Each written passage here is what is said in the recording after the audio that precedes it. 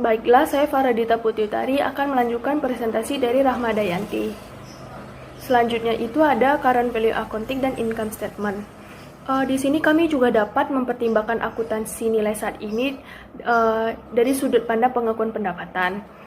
Nilai pakai ini mengakui pendapatan sebelum direalisasikan karena arus kas masa depan yang akan diantisipasi dan dikapitalisasikan ke dalam nilai aset. Di akuntansi nilai wajar ini mengakui keuntungan dan kerugian karena perubahan nilai wajar itu akan terjadi. Akibatnya, akuntansi nilai wajar ini sebagaimana dilihat oleh pembuat standar merupakan upaya untuk meningkatkan sifat ke depan bagi laporan laba rugi sehingga dapat mengurangi lag pengakuan dan meningkatkan kegunaan keputusan bagi para investor. Dengan demikian, akuntansi nilai wajar ini dapat mengubah sifat laporan laba rugi. Berdasarkan akuntansi biaya historis, laba bersih ini merupakan hasil dari pencocokan biaya dan pendapatan. Akuntansi nilai wajar ini juga dapat meningkatkan kemampuan laba bersih untuk melaporkan pengelolaan manajer. Dengan demikian, akuntansi nilai wajar ini pada laporan laba rugi mengasumsikan peran ganda dari pelaporan keputusan informasi yang berguna bagi investor dan dapat membantu melaporkan penatagunaan manajer. Pada peran penatagunaan manajer ini dapat diperluas akan meningkatkan kegunaan pengambilan keputusan bagi para investor yang percaya bahwa kualitas manajemen adalah indikator penting dari kinerja perusahaan di masa depan. Selanjutnya itu ada long-standing measurement example. Pada pelaporan keuangan ini didasarkan pada model pengukuran campuran yang mengandung komponen nilai saat ini yang substansial. Untuk mengawali diskusi tentang standar berorientasi pengukuran yang lebih baru, ada beberapa contoh umum dari pengukuran berbasis nilai saat ini. Selanjutnya itu ada account receivable dan payable. Sebagian besar perusahaan, piutang lancar dan hutang dagang ini dinilai sebesar jumlah uang tunai yang diharapkan untuk diterima atau dibayar. Karena lamanya waktu untuk pembayaran pendek, faktor diskonto ini dapat diabaikan sehingga dasar penilaian ini mendekati nilai sekarang. Selanjutnya itu ada cash flow fixed by cost. Ada banyak contoh di mana arus kas ditetapkan berdasarkan kontrak. Misalnya itu utang jangka panjang yang dapat dinilai pada nilai sekarang dari pembayaran bunga dan pokok di masa depan. Didiskontokan pada tingkat bunga efektif, yaitu tingkat bunga utang yang ditetapkan pada saat penerbitan. Kemudian selama tingkat pinjaman perusahaan tidak berubah, nilai buku ini sama dengan nilai yang digunakan. Jika tingkat bunga berubah, maka kesetaraan ini akan hilang. Mendiskontokan aset dan kewajiban pada tingkat efektif disebut dengan akuntansi biaya diamortisasi, di mana diharapkan penerima kas kontraktual di masa depan atau pembayaran didiskontokan pada tingkat bunga efektif berdasarkan kontrak, dan tarif ini dipertahankan meskipun ada perubahan dalam suku bunga yang relevan dari perusahaan. Dengan demikian, akuntansi biaya diamortisasi ini adalah versi nilai yang digunakan untuk didiskontokan pada tingkat efektif daripada biaya modal perusahaan. Selanjutnya itu ada the lower of cost or market rule. Aturan pasar berbiaya rendah atau pasar yang secara tradisional diterapkan pada inventaris merupakan contoh pendekatan pengukuran parsial.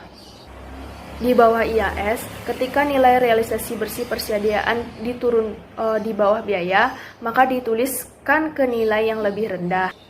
Jika nilai realisasi bersih selanjutnya meningkat, maka persediaan dapat ditulis tetapi tidak di atas biaya. Aturan pasar berbiaya rendah ini dapat dibenarkan dalam hal konservatisme, tetapi lebih sulit untuk membenarkan dalam hal manfaat keputusan untuk investor ekuitas, karena orang akan berpikir bahwa informasi nilai saat ini berguna ketika nilai yang lebih besar dari biaya serta ketika kekurangan dari biaya dengan asumsi keandalan yang sama. Selanjutnya itu ada revaluation option for property, plant, dan equipment. Setelah aset dinilai kembali, nilai wajar ini harus selalu diperbarui agar tidak berbeda secara material dari nilai wajar pada tanggal neraca. Revaluasi ini dapat menambah atau mengurangi nilai tercatat. Opsi ini merupakan contoh utama dari pendekatan pengukuran. Selanjutnya itu ada impairment test for property, plant, and equipment. Berdasarkan IAS 36, kerugian penurunan nilai untuk aset seperti properti, aset pabrik, dan peralatan ini diakui dalam laba bersih. Kerugiannya adalah kelebihan nilai buku di atas jumlah yang dapat dipulihkan, di mana jumlah yang dapat dipulihkan ini adalah lebih besar dari nilai wajar, dikurang biaya pelepasan atau nilai yang digunakan. Kerugian penurunan nilai untuk aset selain goodwill dapat dibalik jika jumlah yang dapat dipulihkan telah meningkat, tetapi di atas nilai buku yang dimiliki aset jika tidak ada kerugian penurunan nilai yang telah tercatat. Selanjutnya itu ada financial instrument defined. Sebuah instrumen keuangan didefinisikan sebagai berikut. Instrumen keuangan ini adalah kontrak yang menciptakan aset keuangan satu perusahaan dan kewajiban atau ekuitas instrumen keuangan perusahaan lain. Pada aset keuangan ini didefinisikan sebagai berikut. Yang pertama itu ada kas, yang kedua itu ada instrumen ekuitas dari perusahaan lain, yang ketiga itu ada hak kontraktual. Hak kontraktual ini menerima kas atau aset keuangan lain dari perusahaan lain dan mengubah instrumen keuangan dengan perusahaan lain di bawah kondisi yang menguntungkan. Dengan demikian, liabilitas keuangan adalah liabilitas apapun. Yang pertama, pada kewajiban kontrak. Pada kewajiban kontrak ini dapat mengirim uang tunai atau aset keuangan lainnya pada perusahaan lain, atau untuk menukar aset keuangan atau kewajiban keuangan dari perusahaan dengan perusahaan lain dalam kondisi yang berpotensi tidak menguntungkan. Selanjutnya itu ada primary financial instrument. Yang pertama itu ada standard letter-backed dan somewhat on fair value accounting. Setelah krisis pasar pada tahun 2007 dan 2008, banyak perusahaan melaporkan penurunan nilai wajar dari aset keuangan mereka.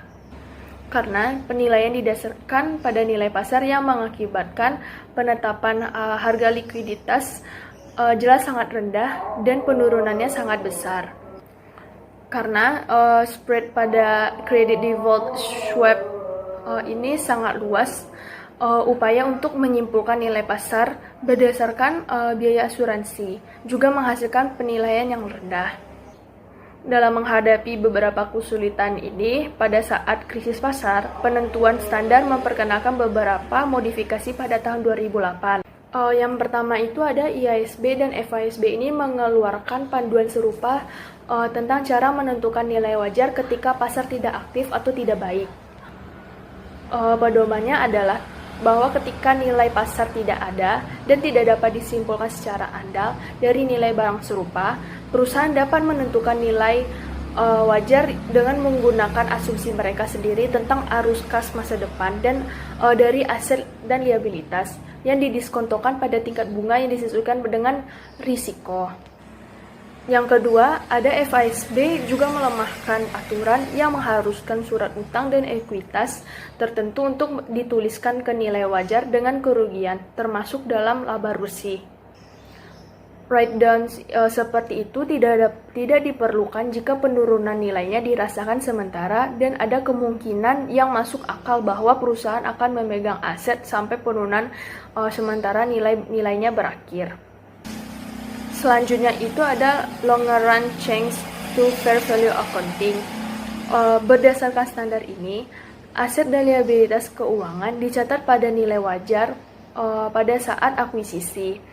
Penilaian selanjutnya atas sebagian besar liabilitas adalah pada biaya perolehan yang diamortisasi. Pada saat penulisan aturan FASB, penurunan utang dan efek ekuitas agak berbeda. ASC 320 strip 10 memberlakukan klasifikasi 3 bagian untuk aset keuangan. Yang pertama itu perdagangan. Efek ini diperoleh dengan tujuan untuk dijual kembali. Mereka dinilai pada nilai wajar dengan keuntungan dan kerugian yang belum direalisasikan termasuk dalam laba bersih. Yang kedua itu dimiliki hingga jatuh tempo. Efek ini diperoleh dengan tujuan untuk dimiliki hingga jatuh tempo. mereka menilai dengan biaya perolehan yang diamortisasi. Jika nilai wajar ini turun di bawah biaya perolehan diamortisasi, surat berharga ini dicatat ke nilai wajar. Tidak seperti IFRS 9. Penurunan nilai ini tidak dapat dibatalkan jika nilai wajarnya kemudian meningkat. Dengan beberapa pengecualian, penjualan sebelum jatuh tempo, efek yang dimaksudkan ini untuk dimiliki hingga jatuh tempo menyebabkan semua efek yang tersedia dalam klasifikasi ini direklasifikasi sebagai tersedianya untuk dijual. Yang ketiga itu ada tersedia untuk dijual. Pada efek ini dinilai pada nilai wajar dengan keuntungan dan kerugian yang belum direalisasikan termasuk dalam penghasilan komprehensif lainnya. Selanjutnya yaitu the fair value option. Pada IFRS 9 berisi opsi nilai wajar. Dalam opsi ini, perusahaan dapat memilih menilai aset dan liabilitas keuangan pada nilai wajar. Selanjutnya yaitu loan loss provisioning. Hasil kedua dari proyek IASB untuk menggantikan IAS 39 adalah usulan untuk merevisi aturan untuk mengakui penurunan nilai aset keuangan yang dinilai dengan biaya perolehan amortisasi seperti piutang pinjaman. Selanjutnya yaitu fair value versus historical cost. Seperti dicatat dalam bagian 722, beberapa akuntan berpendapat bahwa akuntansi biaya historis lebih bermanfaat bagi investor daripada nilai saat ini. Dalam hal ini, beberapa model teoritis mengevaluasi nilai relatif dari nilai wajar dan akuntansi biaya historis untuk instrumen keuangan. Allen dan Carletti menjanjikan model di mana bank dan perusahaan asuransi memiliki aset keuangan jangka panjang dan jangka pendek. Jika keadaan alamiah terjadi di mana perusahaan asuransi tidak dapat membayar klaim mereka, mereka harus melikuidasi, termasuk menjual aset jangka panjang mereka. Ini menghasilkan penetapan harga likuiditas karena agar investor mau membeli kelebihan pasokan aset jangka panjang yang dibawa ke pasar. Harga jualnya harus turun secara substansial, setidaknya sampai pada tingkat pengembalian yang lebih tinggi daripada aset jangka pendek. Di bawah akuntansi nilai wajar, bank kemudian harus menuliskan kepemilikan aset jangka panjangnya pada harga likuiditas, yang mengarah pada pelanggaran persyaratan modal hukum dan insolvensi teknis. Model Allen dan Carletti dengan demikian memprediksi bahwa akuntansi biaya historis lebih disukai secara sosial daripada nilai wajar, karena ia menghindari kemungkinan penularan keuangan dari satu industri ke industri lainnya ketika industri tersebut memiliki aset yang sama. Selanjutnya yaitu liquidity risk and financial reporting quality. Asumsi pasar kerja yang mendasari akuntansi nilai wajar. Kekhawatiran tentang transparansi ABS dan pelaporan keuangan itu sendiri karena kurangnya pelaporan risiko di luar neraca adalah kontributor penting terhadap kurangnya likuiditas. Karena ketika kekhawatiran investor tumbuh, mereka mengurangi aktivitas pembelian dan bahkan meninggalkan pasar. Akibatnya, biaya pembelian dan penjualan sekuritas naik secara dramatis. Karena tindakan pembelian dan penjualan di pasar yang tidak liquid mempengaruhi harga keamanan. Selanjutnya yaitu derivative financial instrument. Yang pertama, karakteristik dari derivatif. Instrumen derivatif adalah kontrak yang nilainya tergantung pada beberapa harga yang mendasarinya, suku bunga, nilai tukar asing, atau variabel lainnya. Contoh umum adalah opsi, misalnya sebagai call option yang memberikan pemegang hak untuk membeli 100 saham biasa perusahaan untuk $20 masing-masing selama akhir beberapa periode yang ditentukan. Jumlah nasional kontrak adalah $2.000. Jumlah saham yang terlibat dikalikan harga pelaksanaan. Yang mendasari adalah harga pasar saham. Semakin tinggi harga pasar, semakin tinggi nilai opsi. Contoh turunan lainnya termasuk future, forward, dan swap kontrak, tingkat suku bunga, dan komitmen pinjaman dengan suku bunga tetap. Karakteristik instrumen derivatif adalah instrumen ini membutuhkan penyelesaian secara tunai. Dengan pembayaran tunai, perusahaan hanya dapat menerima atau membayar uang tunai sama dengan nilai kontrak. Selanjutnya yaitu hedge accounting. Perusahaan menerbitkan atau memperoleh instrumen keuangan untuk berbagai alasan. Berbagai instrumen keuangan derivatif telah dikembangkan untuk memungkinkan perusahaan untuk lebih mengelola risiko. Risiko ini adalah risiko harga yang timbul dari perubahan suku bunga, harga komoditas, nilai tukar asing, dan risiko lainnya yang timbul dari risiko kredit. Akuntansi untuk instrumen keuangan melibatkan masalah yang sulit pengakuan dan penilaian. Ada berbagai jenis lindung nilai. Instrumen derivatif yang ditetapkan sebagai lindung nilai atas aset dan liabilitas yang diakui disebut lindung nilai atas nilai wajar. Inti dari nilai wajar lindung nilai adalah bahwa jika perusahaan memiliki aset atau liabilitas berisiko, ia dapat melakukan lindung nilai risiko ini dengan mengakuisisi sebuah instrumen lindung nilai beberapa aset lain atau kewajiban yang bergerak dalam arah berlawanan dengan item yang dilindungi. Berdasarkan IFRS 9 dan SC 81525, lindung nilai wajar sebesar nilai wajarnya dengan keuntungan dan kerugian akibat perubahan nilai wajar umumnya termasuk dalam laba bersih saat ini. Hilangnya terkait atau keuntungan pada item yang dilindung nilai tersebut kemudian juga termasuk dalam laba bersih saat ini. Perusahaan juga dapat melakukan lindung nilai atas transaksi yang diantisipasi. Sebagai contoh, perusahaan mungkin ingin mengurangi risiko yang timbul dari perubahan harga produksi di masa depan. Kontrak semacam itu disebut lindung nilai arus kas. Perusahaan terlibat dalam lindung nilai arus kas karena berbagai alasan. Mungkin yang paling penting adalah bahwa mengurangi risiko arus kas masa depan membantu memastikan ketersediaan uang tunai untuk proyek investasi masa depan di mana ini akan dibiayai secara internal. Selanjutnya yaitu accounting for intangible.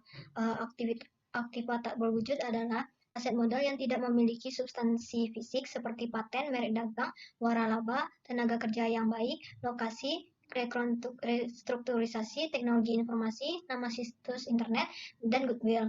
Goodwill ada jika perusahaan menghasilkan lebih dari biaya modalnya atas aset bersihnya, termasuk setiap intangible yang diidentifikasi secara terpisah. Melaporkan nilai wajar goodwill berpotensi meningkatkan kegunaan keputusan.